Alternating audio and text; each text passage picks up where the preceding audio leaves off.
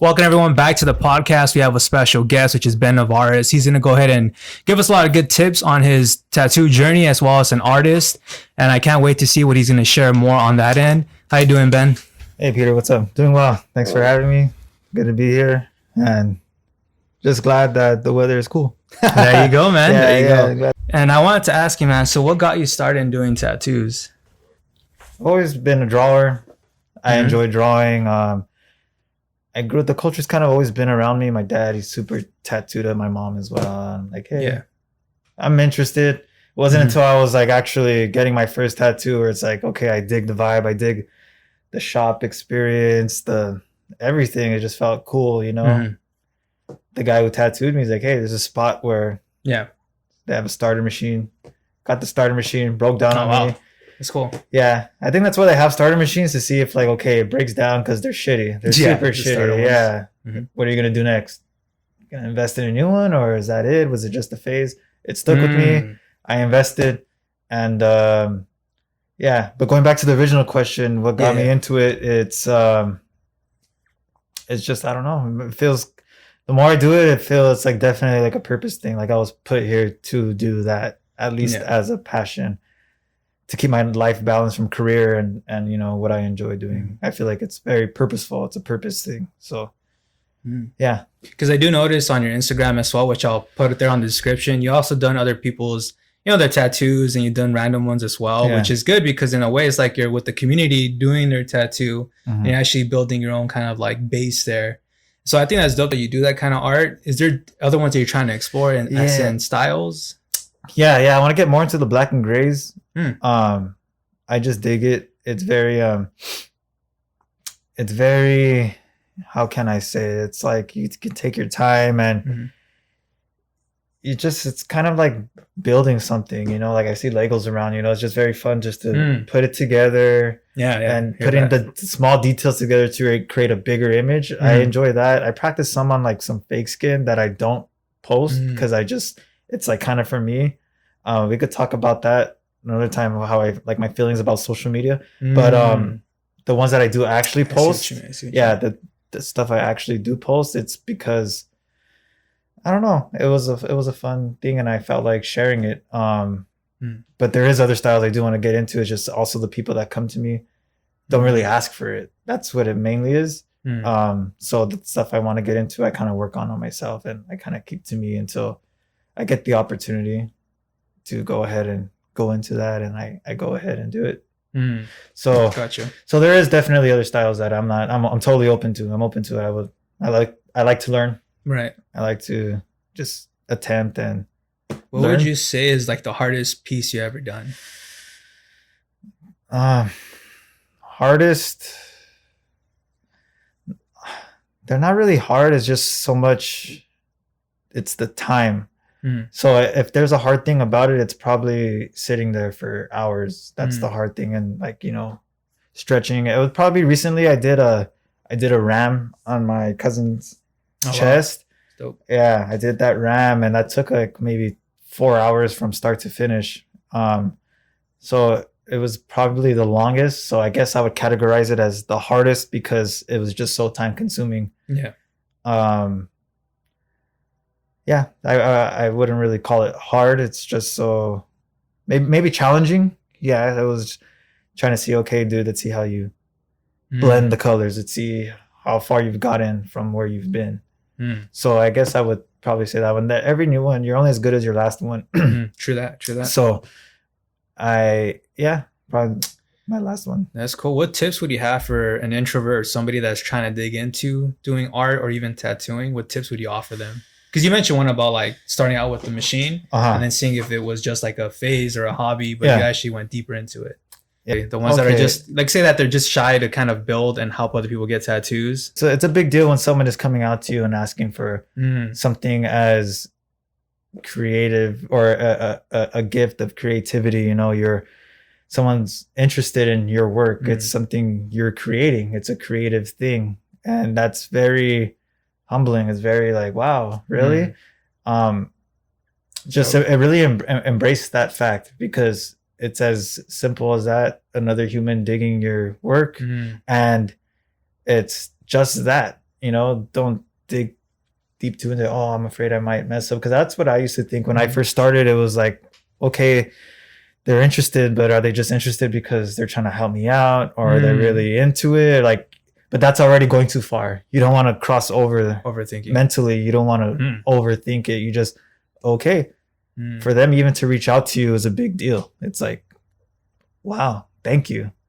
Let's just go for it. Let's go with the flow. And it's like anything you get lost in. It's like a big meditation. It's like a big present thing. Like, let's just let it flow, and work together. It's a good practice. It's a good practice. And you shouldn't stray away from that or any creative activity. Anything creative, just create. That's why we're here. That's why I believe we're here. At least the world is a blank canvas, and we're just humans. We're occupying it, but we're capable of great things, mainly in our creative side. And just go with it. Go with it. Yeah. Well, have you ever done any collaborations with other artists or any other tattoo artists? Not any other tattoo artists. With other artists, not anything official. Just real quick. I happen to be next to him, and we'll do like a doodle, like real quick, just just to get the bug out. Gotcha. No real official things. I'm totally open to it though, but no, I haven't. I was gonna say, if you could go back to time when you're 18, what advice would you give to yourself when you're 18?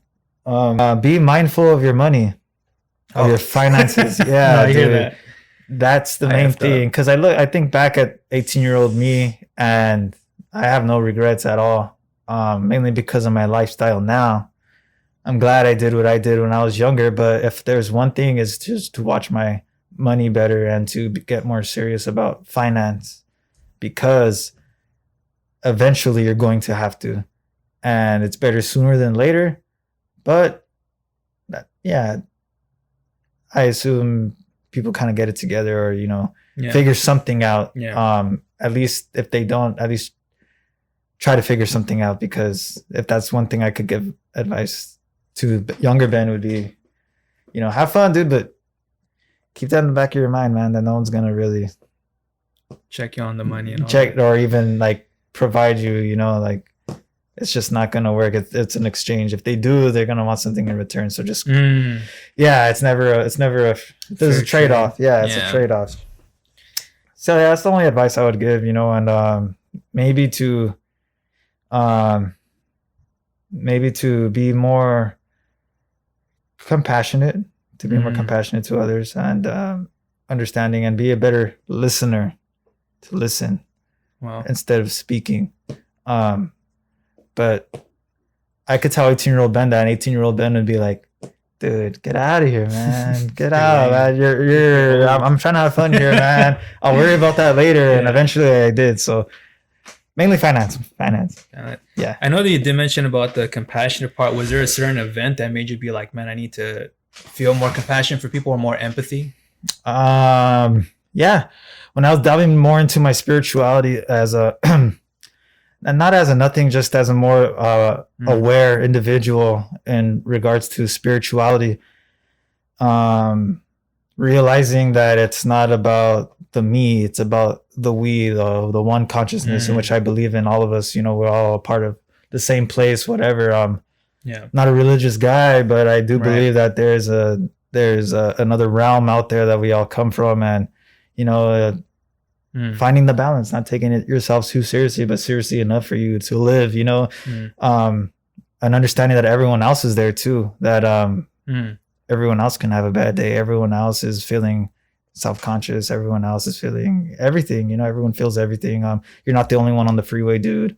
You're not the only one running late. Like, you're not the only one having a bad day. And like, hey, you're not the only one having a good day. Someone's having a good day. Like, cheer them on. Like, it's good. It's good. Just keep the good vibe, I like that you said that. I try my best to put out the positivity out there for people, because like you were saying, is you recognize everyone's trying to do their own thing. I kind of realize that you give them a little bit of encouragement and confidence, then they'll be able to do that. But if you just continue to be that negative person, then you're tearing someone else down, and it wouldn't be the same for yourself. Right. And but also at that same token, it's kind of the two sides of the same coin. You could be too much of a positive, too much, and they're just like, all right, dude, you're fucking annoying now. You know what I mean? Like, Thank you. But so it's a balance. And what I'm starting to realize now as I'm growing every day is like, find the balance, dude. Find the balance. Keep the balance. Maintain balance. Especially in the different roles I have now in life, I must maintain the balance. And only then is when I feel good, feel right. Yeah. It feels right. That's dope. Feels good. I just thought of something when you were mentioning the overall spirituality, and then like knowing that we're part of something bigger than just ourselves, because we have that mentality, the me mentality. I just thought of the movie The Joker. I'm sure you've seen it. We're talking about different Jokers, but the one with Joaquin Phoenix, he did a great job, was the fact that you think about this individual who went through the system and was treated like crap because everyone had that me mentality, got screwed over by the guy who said, oh, you're my buddy. He gave him the gun, got screwed over. It's like one of those things. We have a responsibility for someone that we don't know is going through something, and yet we could have helped him. But like you said, there's a balance, because you don't want to overdo it. Like, oh yeah, buddy's like kind of corny. But even in his case, a little bit of genuine help would have been good. So it's hard. It's hard to navigate your way out here, but it's also not hard either. You know, I've come to a place where you need to be happy with yourself. You need to be happy and love yourself. Facts. And know that you are enough. And like, it's just constant pep talks to yourself, reminders that, you know, you're loved and you're capable of loving, and all that good stuff. It's corny, but it's totally true. It's totally true. And realizing what you have here, you know, this is a good life. It's a good life. So let's do it right. You know, it's make the best out of it. It's priceless. It's crazy. Some people that I've known their life has ended shortly, and it's like makes me think like I could do more than it, and just not just soak in my own sadness because I'm not doing much. But I did hear you earlier saying about you have different roles now. Yeah. What do you mean by different roles? How long we haven't seen each other in years, huh? Yeah, just for the people listening, it's been I'm gonna be 26 in 1 month, so that's already it'll be 7 years, bro. I think 7. Was high school last time I saw each other? Like probably a year after that or a few months after that. Right. And then separate ways. Life, you know. Your life. Crazy. 7 or 8 years, I would say. I'll be 27 in January. Damn. That's crazy. Okay. We graduated together. Yeah. Okay. Well, my career wise, I'm the foreman at my job, which is kind of like the lead. There's my supervisor, who's the boss, but he's like supervising in regards to like paperwork, emails, we're still a responsibility, but on the job, working with the guys, that's my responsibility. Oh, wow. I'm the lead man. That's one role I've had to embrace recently, as recent as about to be a year. Around Thanksgiving last year is when I was made the lead. So I'll be a year into it. I'm a father. Oh, wow. I'm a father. My little girl, she'll be 2 in March. Oh, wow. So what's her name, by the way? Her name is Juniper. We call her Junie. Yeah, Junie Blue. My little girl, I love you. I'm a dad. I'm a boyfriend. I'm a partner, you know. Me and my girl, we have a really great relationship. We co-parent really well. She keeps herself busy. I'm proud of her too. And yeah, that's mainly the 2 main roles that I have. 3 actually, 3. And of course, with that comes with also maintaining the balance in myself. The roles I like to not try to live up to. I was done doing that. I took a big hiatus from a lot of stuff to realize this, but you know, just to keep myself balanced with work, dad life, my art, friends, family. It's all a balance. Realizing what's good, what isn't good, and just assuming those roles and remaining balanced. That's big, man. And I was gonna say, how do you evaluate your friends or your circle to know that? Because you said you know what's good and then what is bad. How do you evaluate that circle? People come and go. It's like it's like a season. Well, I've been grateful. I've been blessed. Actually, all the friends that I've had throughout my life, stemming back from even kindergarten, crazy, I still keep in touch with. Most of them, if not all. I have a way of communicating with them if I really need to. Well, social media helps. Yeah. But my close circle of friends have been the same for like past years. Crazy. So I still keep in touch with them. But as back to the original question, what's good and what isn't, I made a lot of changes to myself. Mm-hmm. I stopped drinking.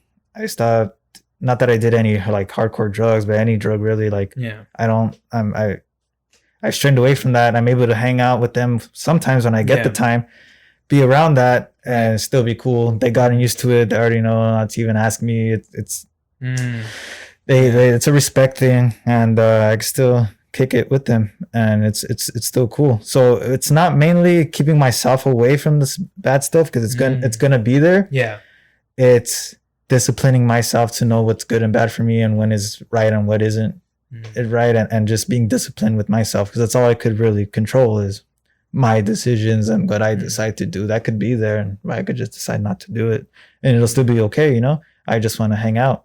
So that's mainly what it's been. I've been into a lot of self-discipline lately. That's dope. So would you say it's more like you're setting boundaries for yourself with these things that are like, you know, alcohol and stuff like that? It's I guess a boundary that I don't plan on crossing for a lot of reasons. Not a lot, maybe 2 reasons. Yeah. One, because, you know, I've done it all and there's nothing else. Like I like to believe I crammed 10 years of binging into like 6 maybe. We party hard, man. Partied real hard. It was fun times, but I feel like I've done it all already, man. I've done it all and there's nothing else to do. I have other stuff to do, and my health too. When I started with my job with the city 4 years ago, I just turned 4 years beginning of October. That's when I got my health insurance, my benefits. So I'm like, I have a doctor now, like my own doctor. That's like one that my mom doesn't have to take me to, you know, like it's my doctor, my health plan. Just have a physical. Boom. You're diabetic, dude. Hardcore. I'm like, what? Yeah. Yeah. So they diagnosed me with type 2 diabetes. They call me back a week later, like, hey, we need you to take one more test. We think you might be type 1. Turns out I'm type 1. I'm insulin dependent. So I need to give myself insulin. I make very little, and eventually I'm not going to make any. I upped my dose recently, so I already know I'm running low. It's coming down to the barrel now where I need to either get more or maybe get a pump, think about a pump or something. But yeah, I had to make a lot of decisions for my health. I'm glad I did it, and I'm rolling with it. You know, it's no burden. If anything, it's a blessing in disguise. You know, kept me out of trouble, and yeah, I take it how it is, and it's actually been quite positive. If I say so myself, I've been more focused. Yeah. What adjustments did you feel like you had to make when you found out the news? To like, you know, like I'm sure there was the eating, all that. The eating for sure. And the stress. I think the stress is what got it. It runs in my family. I never showed signs of it growing up, but as I got older, I was finding myself getting stressed about the stupidest things. Like I missed the red light. I wanted to go home after work because I thought it was important to grab a beer and play some video games. Like I needed to get that before I have to go to work the next day, you know. I'll get pissed when I miss the red light because there goes a couple of seconds from my time. You know, it's my time, mine. So I would stress. And then the food, of course. Yeah, I turned to a plant-based diet like at the beginning of the year. Wow. Yeah, it's been really cool. However, I don't want to say like I've done it the whole year, because when I go on vacation, like I did recently in New Mexico, nice. I ate chicken wings. I was like, I'm on vacation, dude. You need some chicken wings. Yeah. So it's a balance, but I'm mainly primarily plant-based. Came back to my diet. And there's been a lot of sacrifices, but good ones. I enjoy them. I'm glad I did them. Wow. I'm really glad I did them. It's good to hear that you made those adjustments and that you're fighting. It sounds like you have a really healthy mindset to overcome all these things, because some people that do find out, they continue the same pattern. But you feel like it's really awesome to hear, man. Just the fact that you're taking responsibility. You are now just like a father, but you see yourself as like, man, I'm impacting a lot of lives too. And it's great to see that, because it's like everyone has potential is what I see, and everyone has a voice. It's just maybe certain situations help you realize, okay, I need to see more in myself and do more. Yeah, I feel like I personally believe eventually there comes a time where an individual needs to dig that deep and find out who you are. Ask yourself, who am I? Who are you? And not just what I try to be. Not, you know, if that sounds right, not saying that everyone lives life that way, but, you know, just to be a little bit more aware and what you're capable of. There comes a time where that is the only answer, especially for those individuals who struggle with any type of, you know, depression or any of that thing that may stop you from moving forward.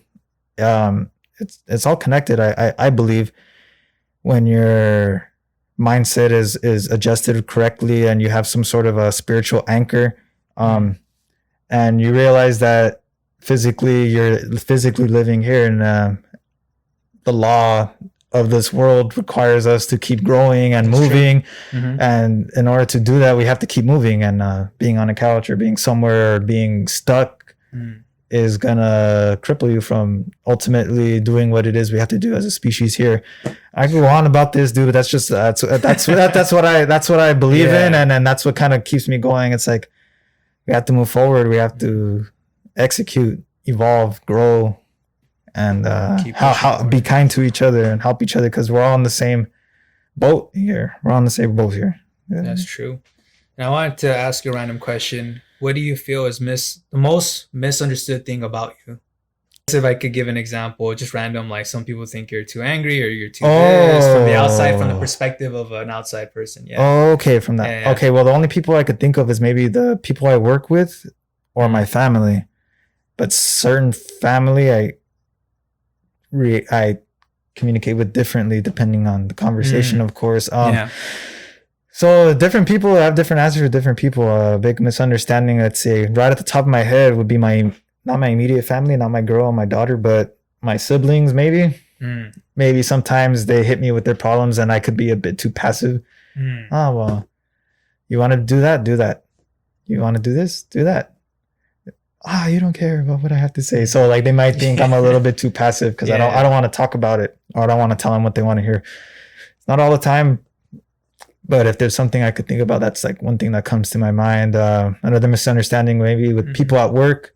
They might think that because I'm young, mind you, the people I work with some are in their 40s. Crazy. And some are even in their 60s at the end of their careers. And here comes this punk 26-year-old running the show. So they might misunderstand where I'm coming from as a leader, and to remind them why we're here, the duty, but also, you know, form that relationship with them. They might misunderstand me sometimes, or take that, you know, get the idea that, you know, I'm just some punk kid who doesn't know. I've worked for many years. He's not going to tell me. So that's what I would think, but I actually have a really good relationship with the guys I work with. So, maybe at first, when I first assumed the role, maybe, but throughout this year, I've created a good bond with them, and I would hope any misunderstandings they have with me have been cleared, and if there is any, they know that we could talk about it, no problem. So yeah, I guess, and then my girl, she probably thinks just sometimes that, I don't know, I leave the toilet seat up sometimes. Something like that. That's cool, man. You're mentioning about the leadership. What do you feel like? Well, a few things that I was like hearing too is like age. For some people that are older, they're like, oh, why is this person leading me? I must have been here for a long time. What's going on? I could see how the ego, but I just realized age doesn't really matter, because one thing I've learned, it was earlier in the podcast, basically saying age doesn't matter, because the person that's done the most, has failed the most, and has learned from those experiences can always beat someone that's a lot older who hasn't done anything. They're just repeating the same thing. And so I could see how you have to deal with that. But I wanted to ask you, like, what is the hardest part about leadership for you? At first, it was delegation, being able to delegate and getting over that. Getting over that hump. I'm not a person who likes to tell other people what to do. But you come to realize that especially if you lead others in that way where you kind of become too passive, they're going to take advantage. It's just going to happen. It's human nature, especially in the workforce. So it's finding that balance, and it's gaining their trust so that you can go ahead and execute commands, and they understand that it's part of the job, it's part of the duty, it's the mission. We all have the same mission, and you're just doing your part of the mission, and giving them that sense of unity as a group. We're in this together. We need you to do this. That would be the hardest part for me. It was delegating, and it still sometimes is. Yeah. Recently, I've gotten better, especially after this vacation. I was able to reflect and realize, hey, man, this isn't personal. This is business. Yeah, it's true. And some people want to see that. They want to hear that. They want to be not told what to do, but they want their leader to take charge and be like, hey, I need you and you to do this while we take care of this. In the meantime, they're going to take care of that. Do you guys have any ideas? Include them. I read a lot of books on leadership, especially. It's one of my favorite subjects, like actually is leadership. Wow. And I take a lot of knowledge from those books I read. And even philosophy too. I'm really big into philosophy. I've read a lot of philosophical books that help. That's definitely the hardest thing for me, is being able to delegate on the job.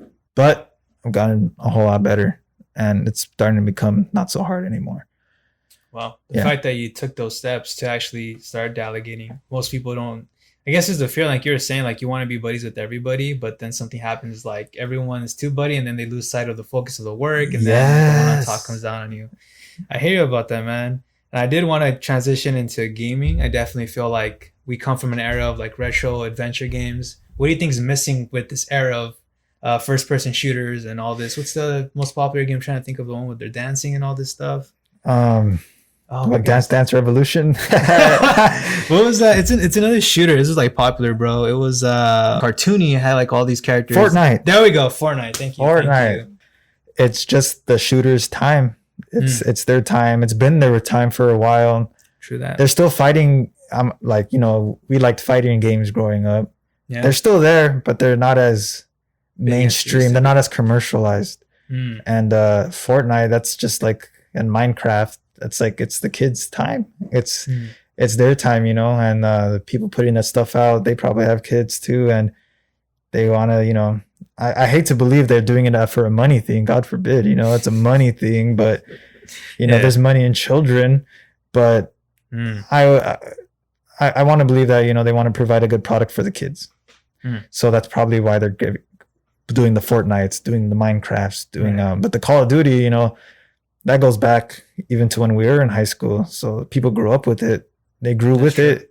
And now that they're even older, it's getting more like super realistic. I just saw the trailer with Ronald Reagan in it, and it looked so real. I'm like, dude, this is sick. It's kind of crazy. But what was the original question? What's missing? Yeah, what do you feel like is missing for the kids? Like the gap between the adventure games and the first-person shooters. Do you feel like they need to like try it out more, or just stick to what's being offered to them on the market? Well, I would hope they would be a little bit open-minded to other stuff. It's just if play what you like, and maybe hopefully it sparks an interest. There's definitely a gap, but I feel like it's with all things as well. Different people are into different things. That's true. Yeah. You're a shooter. That's cool. But beat your ass in Mortal Kombat trilogy and Marvel vs. Capcom 2. That's a classic, man. And I was gonna say, what's the first game you introduced to your daughter when she's old enough to play games? Is it gonna be the MK, the fatalities? No, Mama won't allow it. She won't even let me watch show her UFC fights. And then probably Super Mario or Sonic the Hedgehog. Something colorful, that easy for her to grasp, and then something else sparks an interest. We'll take it from there. But like even myself, I don't even we turn the PlayStation on, but it's for the Disney Plus or the Netflix. I have my Switch, but even at that, it's rare. Like the last game I got was the SpongeBob rehydrated Bikini Bottom, dude. Okay. So yeah, it's one of those things. Yeah. And one of the final questions, we're nearing the end, is what do you feel like COVID-19 has taught you? The most valuable lesson since this whole pandemic happened back in March up to now? It taught me just to be more aware of washing my hands. honestly, I hate to say it, but when this thing started, I felt, and hey, heart goes out to anyone who's suffered from this. I'm not being insensitive, but I just had a feeling that as we got closer to the end of the year, that we were gonna adapt to it in a way as humans and not take it so much as crazy as it was when it first started, with people lining up at the Costco's and that's buying all the toilet paper, buying all the hand sanitizer. That stuff. I knew that was gonna die out. I knew it was, and then like after that, I honestly took it serious enough for me to be concerned. Like, hey, I hope my daughter doesn't get it or like anything like that. But at the same time, I knew it wasn't as, I hate to say it. If you take care of yourself, it shouldn't be an issue. And like to believe like at least I could speak on behalf of myself that I think I would be okay. But that's me, of course, being selfish in that way. It's taught me just to be more mindful of what I have control of, which is washing my hands and wearing a mask sometimes. And being mindful of where I'm at, who I'm around. Don't share the pipe. I'm just kidding. I'm kidding, guys. Be cautious. Nah. Yeah. That's just being more clean. Crazy. Because I was hearing a little bit on the sense of like, yes, COVID-19 is real, but there's like you were saying, like if you take care of yourself, you should be fine. There's a certain exaggeration behind it, the way we're treating it, but there is ways to prevent it. So I hear that a little bit. So end of the day, we're still trying to look out for each other, make sure that we clean our hands. Because I'm not gonna lie, I think before this whole thing started, we weren't as sanitized as we are now. So it's good that we have those habits and we're a little cleaner. But cool, man. Is there any shout outs that you want to do or say any final words before we wrap up the podcast? Not really. I hate everybody and everyone listening. No shout outs. None. No, I'm kidding, guys. Totally joking. I want to shout out the homie Javier Rojas, doing good work over in Pomona. A lot of good reporting coming out of there. Thanks to that guy. Good job. You're killing it. Shout out to the homie Matthew, kicking ass in school, kicking ass at guitar, learning, and keep it up, man. Shout out to Mikey, my boy. You already know what's up, tu sabes. The homie Axel, good father, good man. Love you, bro. My compadre. The homie Chowder, happy birthday. Your birthday was yesterday. Happy birthday, man. See you later on tonight.